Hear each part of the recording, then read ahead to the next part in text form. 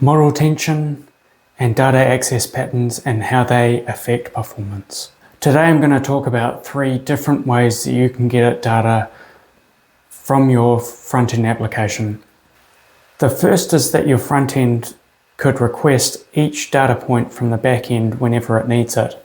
Now this is easy to build because you only have to think about what's contained in the data point, and your front-end will only have to know about where to get that data from, but it has a performance impact and will require lots of traffic and quite chatty traffic between the front end and the back end.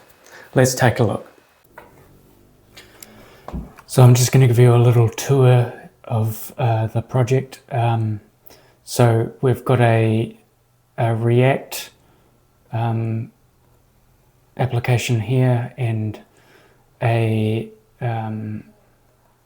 ASP.NET Core application, and we have 3 different models, and they correspond to the 3 different data types that we've got here. So you recall the widget type and the customer type and how the transaction type requires a reference to each of those. So we've just got those models that represent those things here. So here's a customer. The customer's got a good, and we've used that for a primary key. And a transaction has some links to the other 2 items and a quantity. So we've got this application here, and if you want to get all of the results back, you can see that we've got 4 different transactions here, but can you see that the transaction, the customer ID and the widget ID are not helpful things? So we couldn't actually present this to a user if we wanted to. And that's sort of where this model tension comes from, is that, you know, the data that we've got stored in the data store and how we interact with it via the API is at a different level of detail to how we show it in the client. So were we to show that, and I'm going to just bring this up here, can you see that we've got these customer IDs and widget IDs, and we've got the quantity, but actually the price is also important here. And I'm just going to comment this out and back in. And so we've got the customer name and the widget name here instead of what we used to have, which was the customer ID and the widget ID. All right, so we're just going to spin that up again. Now we can see the name of the customer, the name of the widget, and it looks like I've put these in the wrong columns, but yeah, this is the name of the widget, and this is the name customer, quantity, and actually now we are calculating the total from the price of the quantity. Okay, so how did we have to accomplish this? Well, the first option that we have here is that for every single row, we can go and get this individual customer and widget by ID.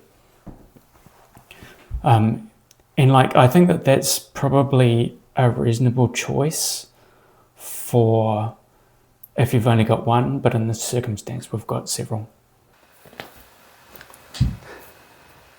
So the second method that I'm going to talk through is an aggregation method where you can, well, first of all, you can still get at the individual data points if you really want to, but you expose an API which aggregates the data into a specialist data type, and when you request it, it does all the work for you and you only get one wire payload.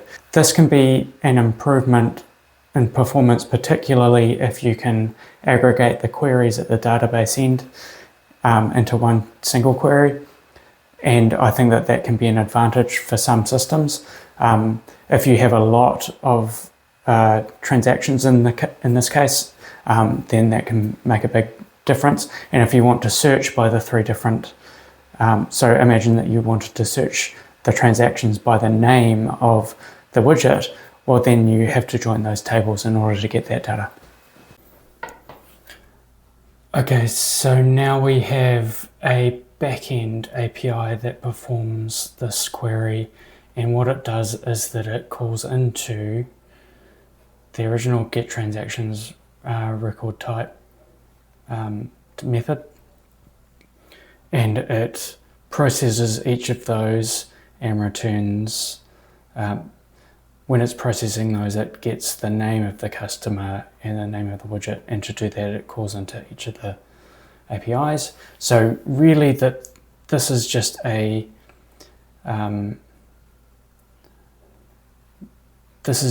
matter of the backend API calling into, well, I guess it's calling into these different sort of controllers or services here to get the information out of the backend.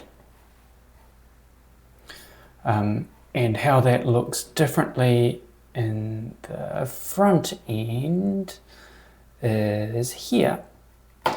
That previously we had a call into the transactions API and then did a bunch of work here, which, you know, I'd have to say that it's basically equivalent to the work that we're doing here, except for we've only got one payload going over the wire which has all of the formatted data embedded in it, rather than individually calling from the back end to the front end to the back end.